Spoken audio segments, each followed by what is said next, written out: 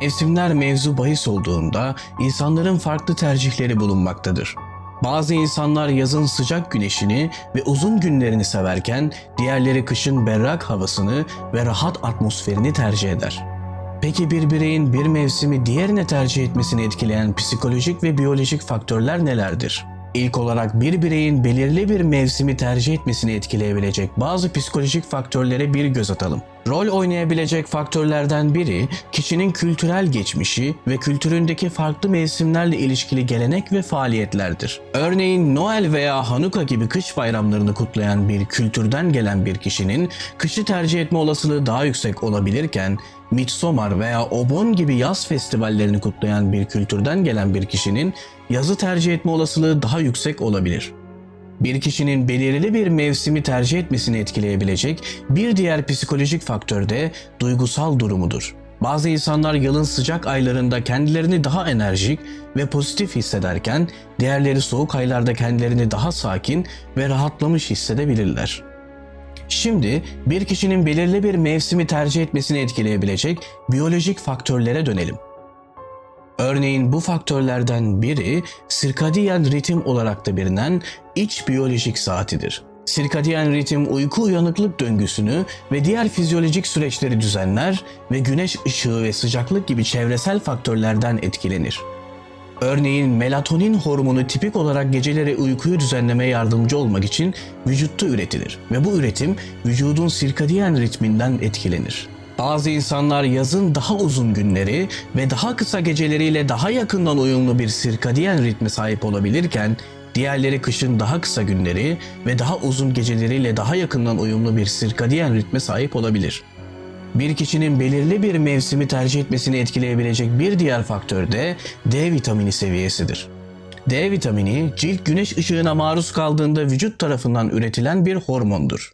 Güneş ışığının daha az olduğu kış aylarında bazı insanların D vitamini seviyeleri daha düşük olabilir ve bu da ruh hallerini ve enerji seviyelerini etkileyebilir. Sonuç olarak yaz ve kışı tercih eden insanlar arasındaki ayrım, psikolojik ve biyolojik faktörlerin bir kombinasyonundan etkilenmektedir. Bazı insanlar bir mevsimi diğerine tercih ederken, diğerleri duygusal durumlarına veya yılın zamanına bağlı olarak tercihlerinin değiştiğini görebilir. Nihayetinde en önemli şey, mevsim ne olursa olsun bizi mutlu ve sağlıklı kılan aktiviteler ve ortamlar bulmaktır. Ancak soğuk iklimlerde yaşayan pek çok insan için kış mevsimini tercih etmek sadece kişisel bir tercih meselesi değil, bir yaşam biçimidir. Ayrıca erken çağda yaşamış olan halklar için bahsettiğimiz psikolojik ve biyolojik faktörler aslında çok da büyük bir öneme sahip değildir. Ünlü tarihçi James Scott'a göre soğuk her zaman zorlu bir düşman olmuş ve insan kültürlerinin hayatta kalabilmek için çok çeşitli adaptasyonlar geliştirmesini gerektirmiştir. Peki erken çağ halkları neden soğuk iklimi tercih etmiştir? Sadece hayatta kalma içgüdüsüyle yaşayan erken çağ halklarının neden soğuk iklimleri tercih ettiğini düşünmemiz gerekir. Bu fenomenin tarihsel ve bilimsel kanıtlarını keşfedeceğiz. Öncelikle bazı tarihi kanıtlara bakalım. Antik Yunan tarihçisi Herodot, The Histories yani Tarihler adlı kitabında antik Moğol halkları hakkında yazılar yazmıştır.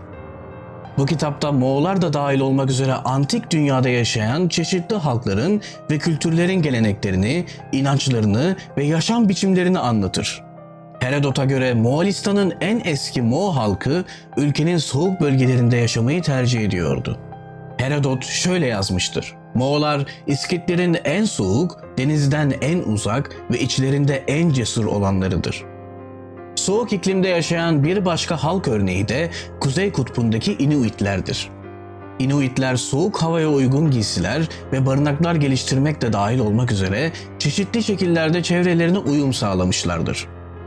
Ayrıca Kuzey Kutbu'nun soğuk ikliminde zorlayıcı olabilen birincil geçim kaynağı olarak avcılık ve balıkçılığa bel bağlamışlardır. Şimdi sadece hayatta kalma içgüdüsüyle yaşayan insanların neden soğuk iklimleri tercih edebileceğine dair bilimsel kanıtlara dönelim.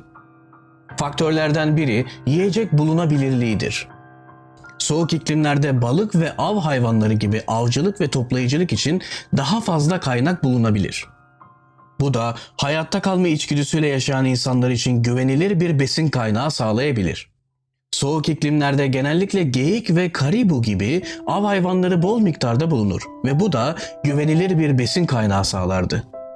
Buna ek olarak soğuk sıcaklıklar et ve diğer yiyeceklerin uzun süre muhafaza edilmesini mümkün kılıyordu ki bu da zorlu ortamlarda hayatta kalmak için önemliydi. Bir diğer faktör de hastalık potansiyelidir. Sıcak iklimlerde sıtma ve dank humması gibi bulaşıcı hastalık riski daha yüksek olabilir.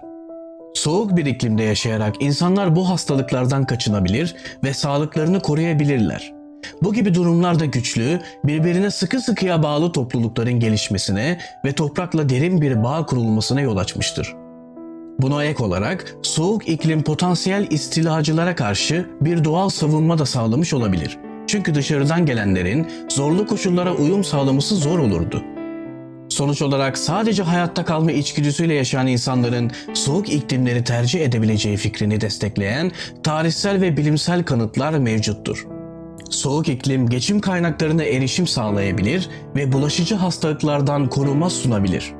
Bu faktörler geleneksel olarak soğuk iklimlerde yaşayan halklar arasında kültürlerin ve geleneklerin gelişmesinde rol oynamış olabilir. Gördüğünüz gibi tarihsel ve bilimsel kanıtlar soğuk iklimlerin geleneksel olarak bu ortamlarda yaşayan halklar arasında kültürlerin ve geleneklerin gelişiminde önemli bir rol oynadığını göstermektedir. Moğolistan'ın antik Moğollarından Kuzey Kutbu'nun Inuitlerine kadar bu insanlar hayatta kalabilmek için zorlu çevrelerine uyum sağlamak zorundaydı. Soğuk iklimin zorlu koşulları bu insanları hayatta kalma içgüdülerine güvenmeye itmiş ve benzersiz adaptasyonlar ve yaşam biçimleri geliştirmelerine yol açmıştır. Bu yüzden bir dahaki sefere soğuğu hissettiğinizde soğuğa göğüs geren ve soğukta başarılı olan insanların zengin tarihini ve geleneklerini hatırlayın. Ve belki de böylece soğuk iklimin güzelliği ve zorlukları için yeni bir anlayış kazanabilirsiniz.